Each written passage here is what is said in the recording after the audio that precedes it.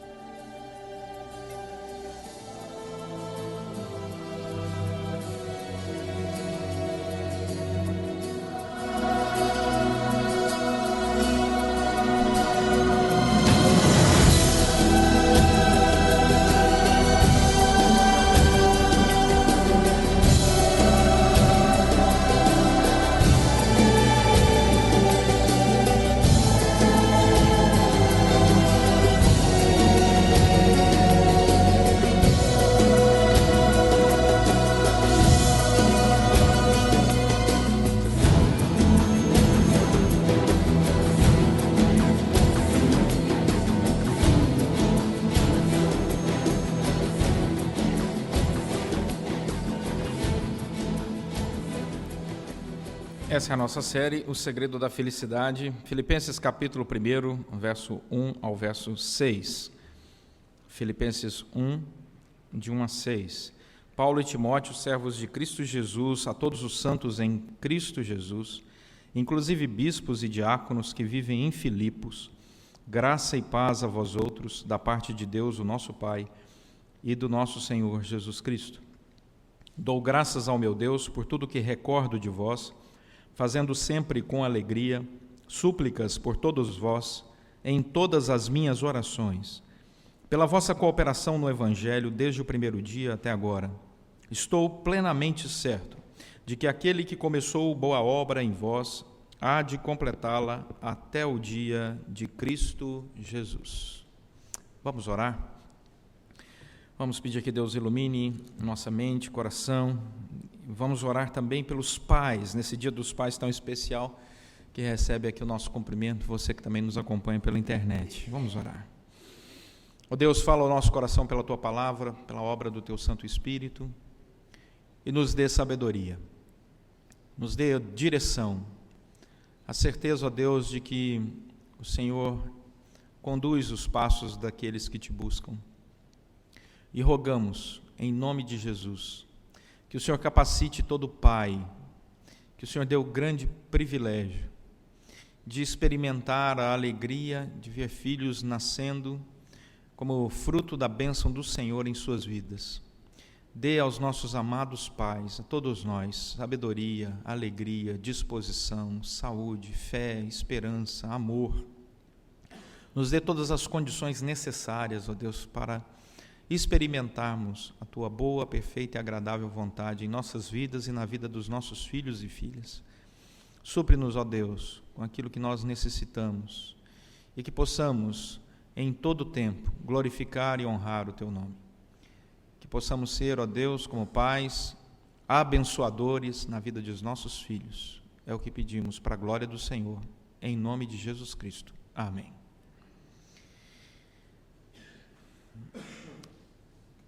Todo dia é uma expectativa. Como é que o seu pai vai chegar em casa? Como é que sua mãe vai chegar em casa? Como é que a pessoa que você espera vai chegar em casa? Por quê?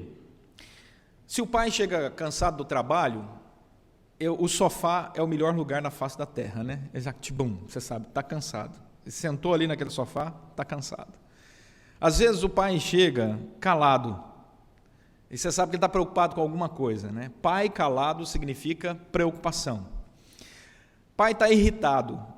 significa que as contas estão acima das expectativas orçamentárias, né? Fica dando patada em todo mundo, a mãe que fica ali policiando, né?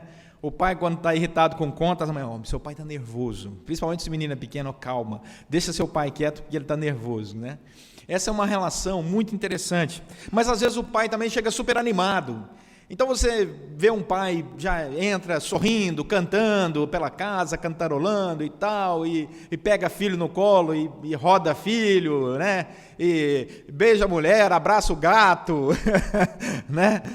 Passa a mãozinha no cachorro, vou te levar a passear, nem o cachorro acredita, né? Tamanha alegria ali naquela casa naquele dia.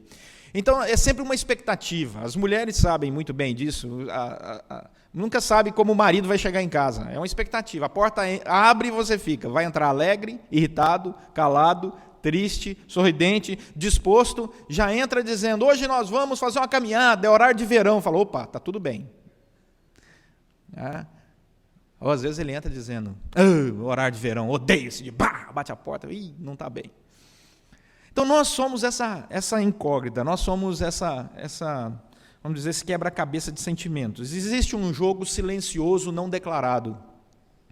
O jogo silencioso não declarado dos relacionamentos. Como é que a pessoa com quem eu me relaciono vai acordar hoje, ou como é que a pessoa com quem eu me relaciono vai voltar para casa hoje? Isso é um jogo silencioso, e cada dia é uma surpresa. Ninguém acorda igual, ninguém volta igual todos os dias da vida. Daí, as circunstâncias externas, elas influenciam a nossa vida interior.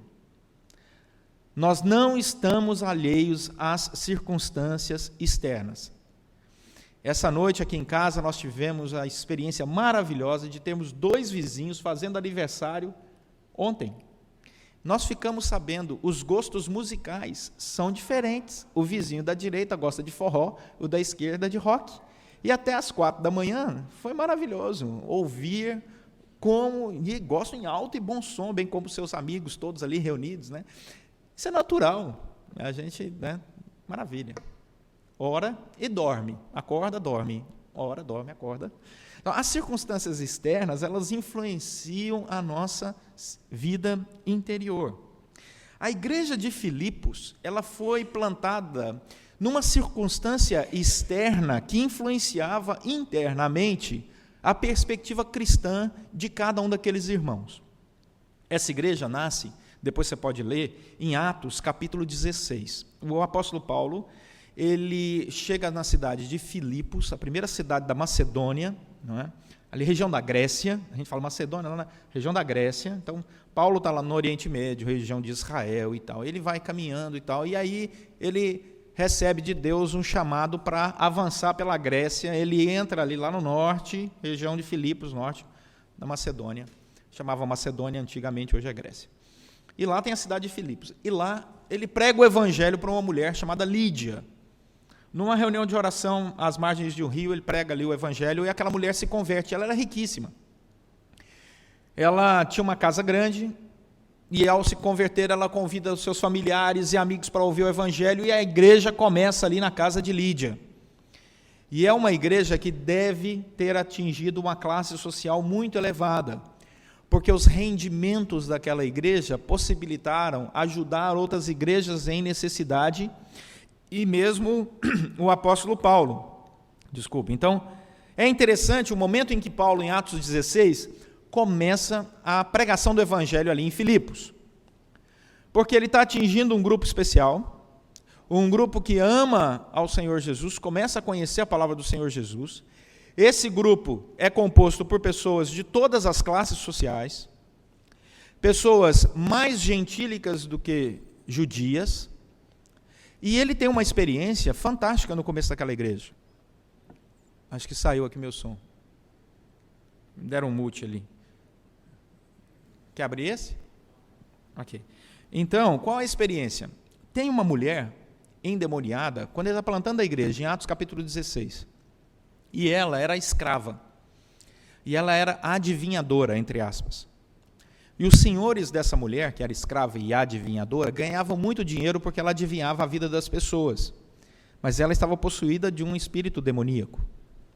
E diz o texto que Paulo andando pela rua, pregando o evangelho ali, na plantação da igreja de Atos, capítulo 16, ainda não tinha a parceria da igreja da Gávea naquela época para plantar igrejas, mas ele estava ali plantando a igreja, e aquela mulher começa a falar palavras ao apóstolo Paulo, e ele expulsa o demônio dela. E quando os senhores daquela mulher percebem que ela não está mais possuída pelo demônio, foi liberta, portanto não é mais adivinhadora, acabou a fonte de lucro. Eles ficam irritados com o apóstolo Paulo, e eles então começam a criar uma oposição muito forte ao apóstolo Paulo, a ponto do apóstolo Paulo ser preso por causa da pregação do evangelho. Ele está plantando a igreja na cidade de Filipos. Esse é o contexto dessa história. E aí ele vai ser preso por causa disso.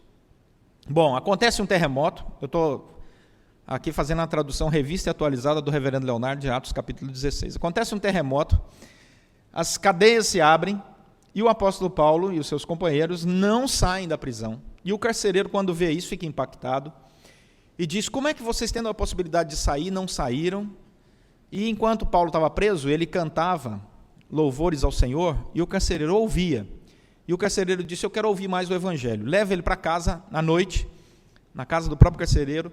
Lá, a família do carcereiro se converte, ele traz eles de volta para a prisão. No outro dia cedo, os que haviam mandado prendê-lo ficam com medo, por causa do terremoto.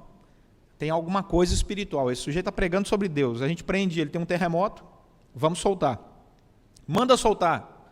E quando vão soltar o apóstolo Paulo, ele diz assim: não, senhor, não vai me soltar assim não.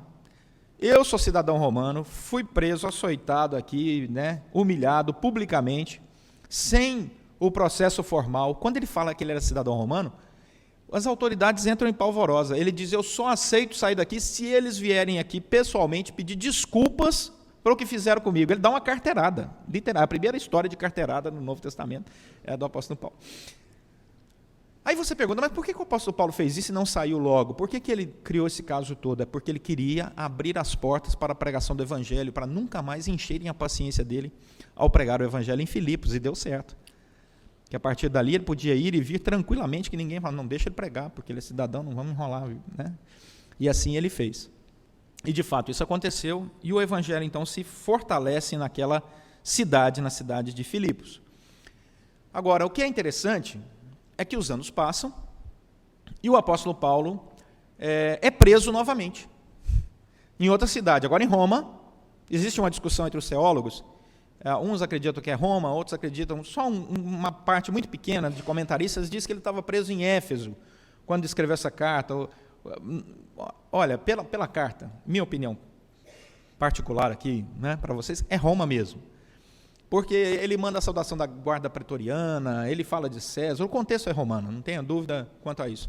Então ele está preso lá em Roma, e aí a igreja de Filipos tinha um pastor que estava cuidando da igreja, que era o Epafrodito, um nome bom para a gente dar em filho. Epafrodito está ali, cuidando da igreja, e eles estão preocupados, porque Paulo agora, eles ficam sabendo que Paulo está preso em Roma por causa da pregação do evangelho. E o que eles fazem? Pega o Epafrodito, fala: Epafrodito, vai lá, leva essa ajuda financeira, porque o apóstolo Paulo está precisando de dinheiro. E o apóstolo Paulo está super feliz, porque diz o capítulo 4 aqui de Filipenses, que ele agradece a Deus pelas ofertas que eles haviam mandado 2 vezes já para a vida dele. Teve uma vez que eles mandaram tanto dinheiro, que ele falou: para de mandar dinheiro, eu não preciso mais de dinheiro, eu estou bem, vocês já me supriram por muito tempo. Tão feliz que ele estava com a oferta daqueles irmãos. É óbvio que o apóstolo Paulo naquela época não tinha barco próprio, nem jato, ele só investia no ministério da vida, graças a Deus por isso. Então, aí diz aqui o texto, que quando Epafrodito estava chegando em Roma, esse é o contexto da história de Filipos, quando ele está chegando lá em Roma, ele fica doente, e ele quase morre, o Epafrodito. E aí diz o apóstolo Paulo, que ele ficou preocupado, porque Epafrodito recupera a saúde, mas está morrendo de saudade da igreja que ele é pastor, que é Filipos. Paulo então escreve esta carta, que agora nós vamos meditar nela, enrola a carta. Na verdade, ele ditou a carta, e quem escreveu foi Timóteo. Ele ia falando e Timóteo escrevendo. Ele pega aquela carta e fala assim: aqui, Epafrodito, leva lá para a igreja de Filipos a carta, inspirada por Deus. Aí nós estamos aqui nessa manhã abrindo essa carta. E o que essa carta diz? Essa carta nos diz que esse homem está preso. Esse homem está a caminho da morte, provavelmente, por causa do Evangelho. E o que esse homem vai nos dizer, o apóstolo Paulo? Para uma igreja que tinha visto ele ser preso injustamente, e agora sabe de novo que ele está preso por causa do Evangelho. O teor da carta é: gente, eu estou feliz. É isso que Paulo escreve. Esse é o contexto. Esse é o contexto. Warren Wiersbe, um comentarista, diz que Paulo fala sobre 3 coisas: a obra de Deus por nós, salvação; a obra de Deus em nós, santificação; e a obra de Deus através de nós, que é o serviço. E ele coloca tudo isso misturado no molho da felicidade. O segredo da felicidade começa a ser desvendado aqui nesse texto a partir do versículo 3. O segredo da felicidade para o apóstolo Paulo, diz o versículo 3, é ter boas recordações. Olha o que diz o versículo 3. Dou graças ao meu Deus por tudo o que recordo de vós. O segredo da felicidade é ter boa recordação na vida. O apóstolo Paulo vai dizer que boas recordações acontecem na nossa história, quando Deus está na nossa história. Versículo 2, olha o que diz o versículo 2: graça e paz a vós outros da parte de Deus, nosso Pai, e do Senhor Jesus Cristo. Versículo 3, dou graças ao meu Deus. Ele diz no versículo 2, nosso Deus. Versículo 3, meu Deus. O meu Deus é o seu Deus é o meu Deus. O que me traz boas memórias é o fato de que nós somos irmãos em Cristo Jesus, servimos ao mesmo Deus. Nossa história está sendo construída na irmandade da fé.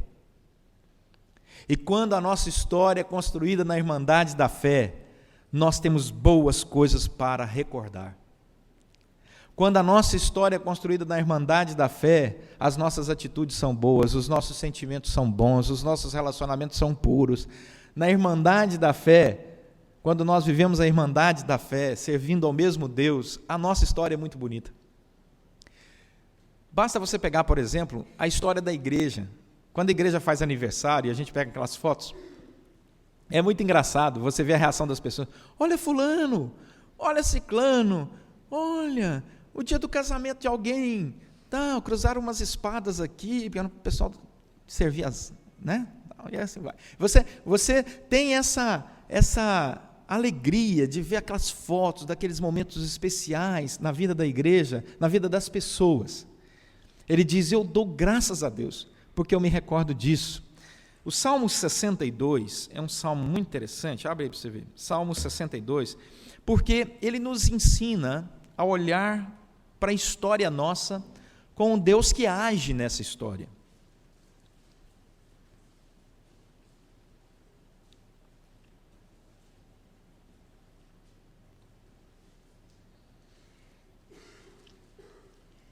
O salmista no Salmo 62 está passando um momento muito difícil. Muito difícil. E ele diz assim, somente em Deus a minha alma espera silenciosa. O momento é tão difícil que só Deus pode salvá-lo. Aí ele diz, somente em Deus espera e dele vem a minha salvação. Só ele é a minha rocha e a minha salvação e o meu alto refúgio. Não serei muito abalado. A Bíblia é fantástica, né? Ele não diz não serei abalado, ele diz não serei muito, porque abalado a gente sempre fica, no meio das dificuldades. Aí ele diz, até quando acometereis vós a um homem, todos vós para o derribardes, como se fosse uma parede pendida ou um muro prestes a cair?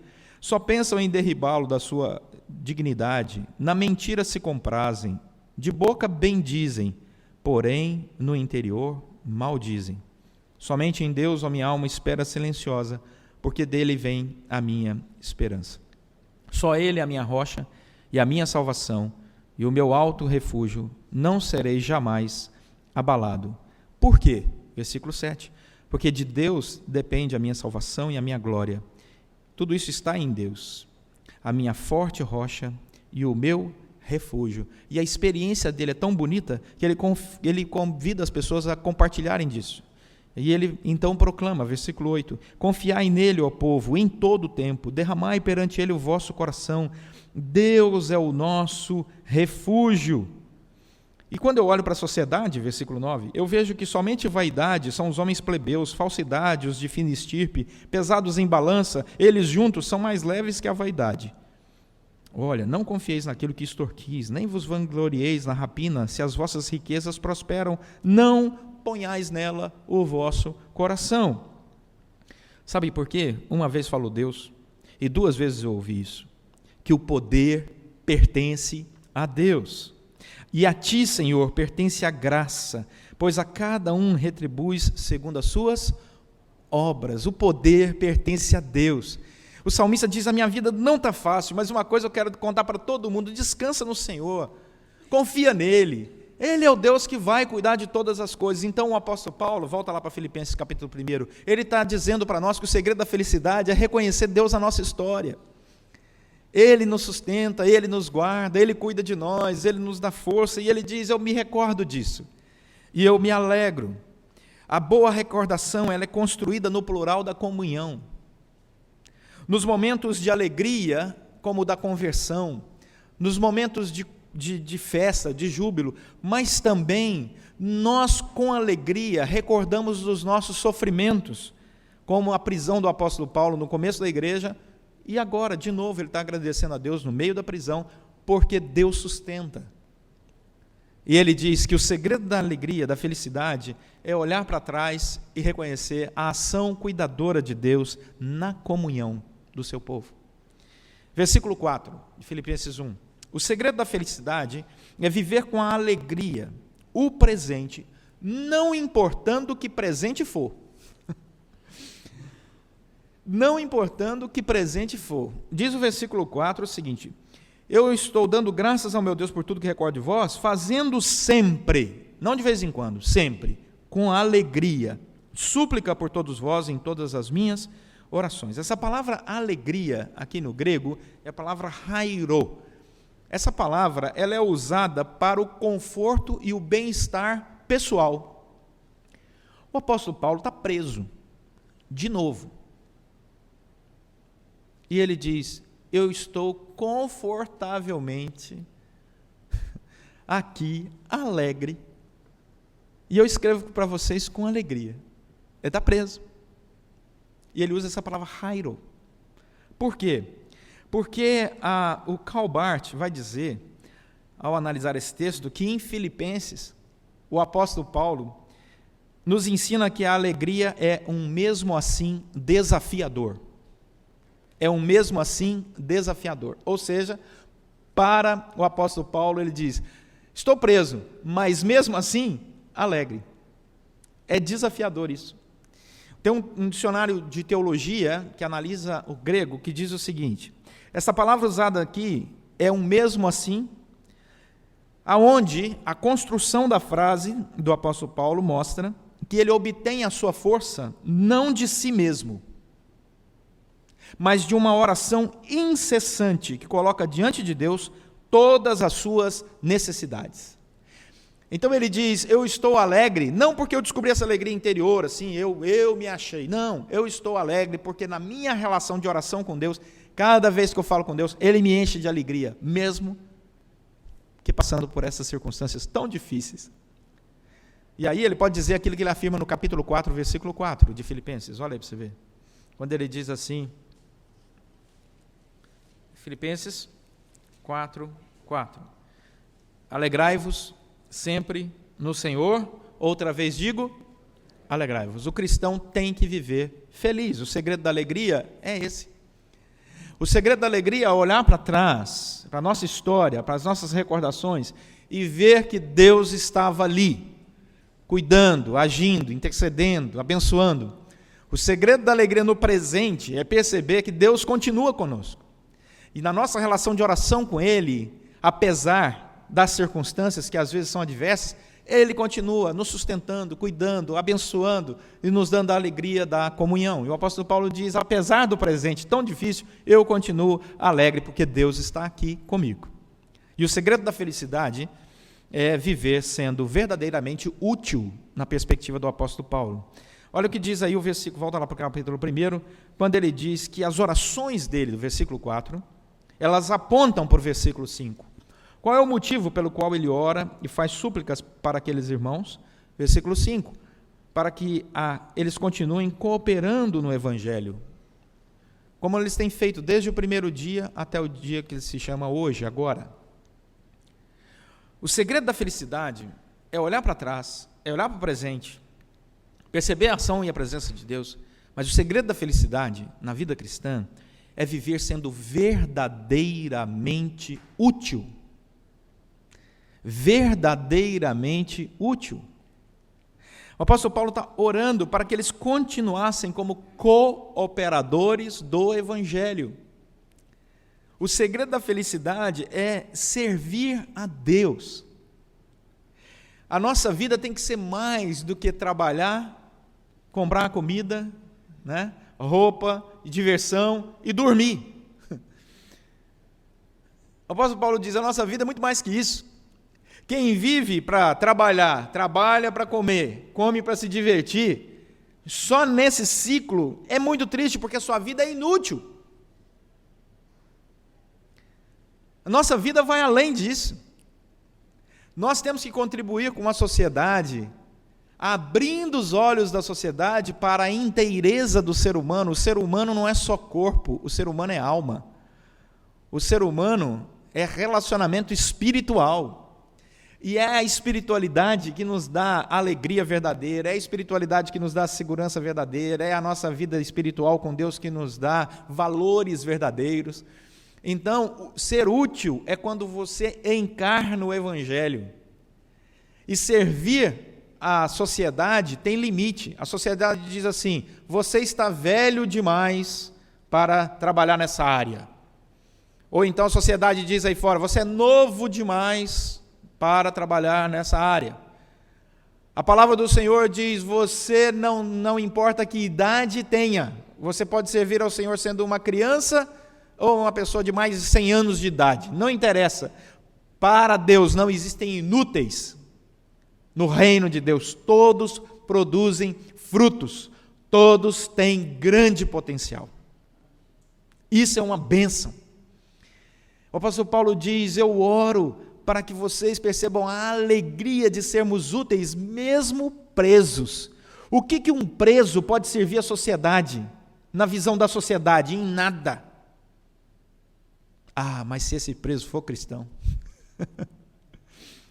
se esse preso for cristão, ele organiza a reunião de oração na prisão, ele prega o evangelho dentro da prisão, vá aos presídios e veja que existem presídios com ala dos evangélicos. Há alguns anos atrás, a revista Veja, ou a Isto É, não sei, uma das duas, lançou uma reportagem falando sobre os presídios brasileiros, e falava sobre os presídios brasileiros e a bênção que era a ala dos evangélicos. Porque eles se tornam úteis. Úteis. Na paz social, na mudança do caráter, na proclamação do Evangelho. Então, o segredo da felicidade é abrir os horizontes, diz o apóstolo Paulo. A minha oração é que vocês não sejam inutilizados pelas dificuldades, não se permitam. Não existe inútil no reino de Deus. Todos podem contribuir e muito com a sua oração, com a sua atitude, com o seu caráter, com o seu testemunho. Abram seus horizontes, diz o apóstolo Paulo, e vivam essa alegria, essa é a minha oração. Agora, existem as armadilhas, né, nessa vida cristã, e o apóstolo Paulo se entristeceu várias vezes com elas. Por exemplo, abre em 2 Timóteo para você ver. O apóstolo Paulo nunca escondeu que mesmo na vida cristã, em alguns momentos, nós vamos passar por tristezas nesse relacionamento chamado igreja. Porque a igreja é feita de gente. 2 Timóteo, capítulo 1, verso 15. O apóstolo diz, se você for ficar olhando para as pessoas ao seu lado, às vezes na igreja, para ser útil no reino de Deus, você não vai ser útil, porque nós vamos nos decepcionar com irmãos, ou falsos irmãos, né, e irmãs, ao longo da caminhada. Ele diz assim, nós não estamos aqui para isso. Se você for olhar lateralmente, você não vai servir a cruz de Cristo. O apóstolo Paulo nos ensina isso, a sermos alegres e continuarmos servindo ao Senhor, apesar de quem? Apesar de Figelo e Hermógenes. Olha aí, 2 Timóteo 1,15. Estais cientes de que todos os da Ásia me abandonaram. Dentre eles, cito, Figelo, que tem um acento aí, que eu fico em dúvida dele no grego, e Hermógenes, ok? Esses dois aí foram dor de cabeça para o apóstolo Paulo, a ponto dele escrever o nome deles. O sujeito entrou para a história mal, né? Mas tem mais, olha o capítulo 2, versículo 17 de 2 Timóteo. Além disso, a linguagem deles, capítulo 2, versículo 17, corrói como câncer, entre os quais inclui Himeneu e Fileto, outros dois. Então imagina uma igreja que tem Himeneu, Fileto, Fígelo e Hermógenes. Tá bem o apóstolo Paulo, mas ele continua, olha o capítulo 4, versículo 10 de 2 Timóteo. Eu peguei só 2 Timóteo como exemplo para você. Porque Demas, tendo amado o presente século, me abandonou e se foi para Tessalônica. O Demas também entrou no grupo, amou as coisas do mundo e abandonou. Capítulo 4, versículo 14. Alexandre, não o pastor, o latoeiro, causou-me muitos males. Ele diz, mas o Senhor lhe dará a paga segundo as suas obras. Ele está tão cansado de ter apanhado com alguns, que já no finalzinho da carta dele, fala, agora o Senhor resolve essa parada aí, porque eu não dou conta mais.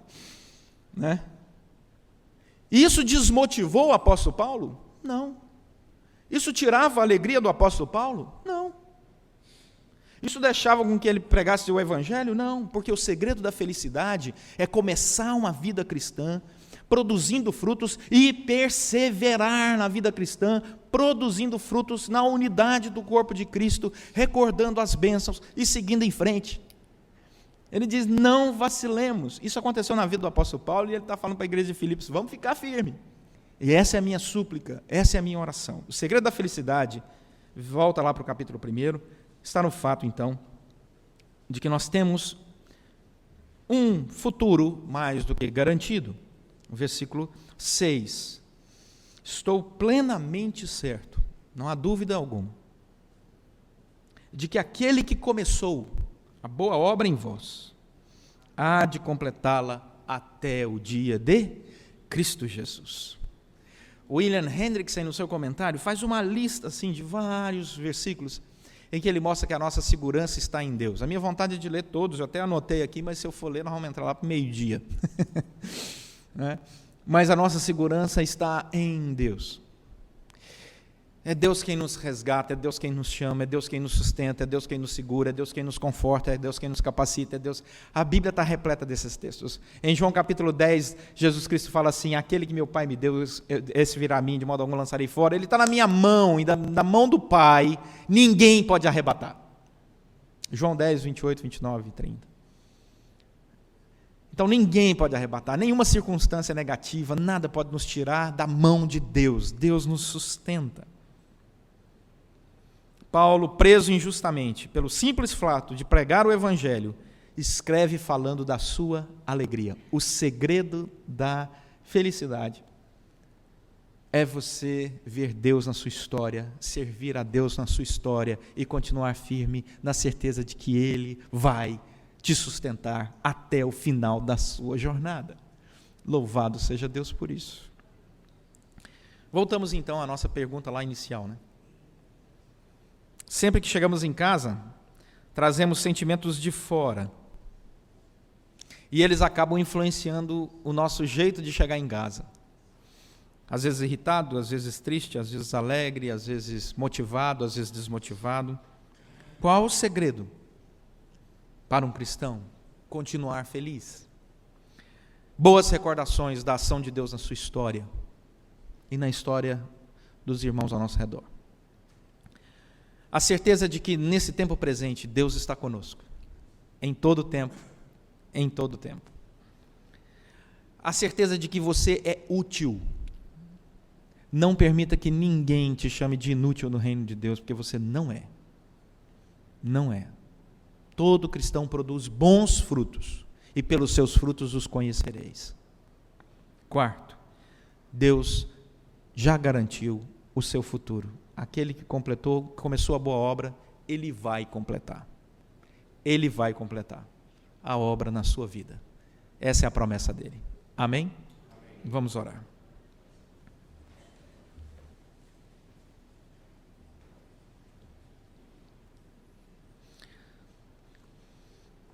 Senhor, nosso Deus e Pai, nós pedimos pela Tua imensa graça e misericórdia que o Senhor nos sustente. Muitas vezes, ó Deus, as circunstâncias externas mexem com o nosso interior e nós nos sentimos abatidos, irritados. Muitas vezes, Senhor, até mesmo a alegria, ela extrapola aquilo que seria correto. Pedimos, ó Deus, que o Senhor nos dê a alegria verdadeira, que vem do Senhor. Nós queremos viver essa vida cheio de alegria, para que as pessoas possam glorificar o Teu nome através do nosso testemunho de alegria, para que todo louvor e toda glória seja dada a Ti e a Ti somente. Abençoa-nos assim, pois oramos em nome de Jesus Cristo. Amém.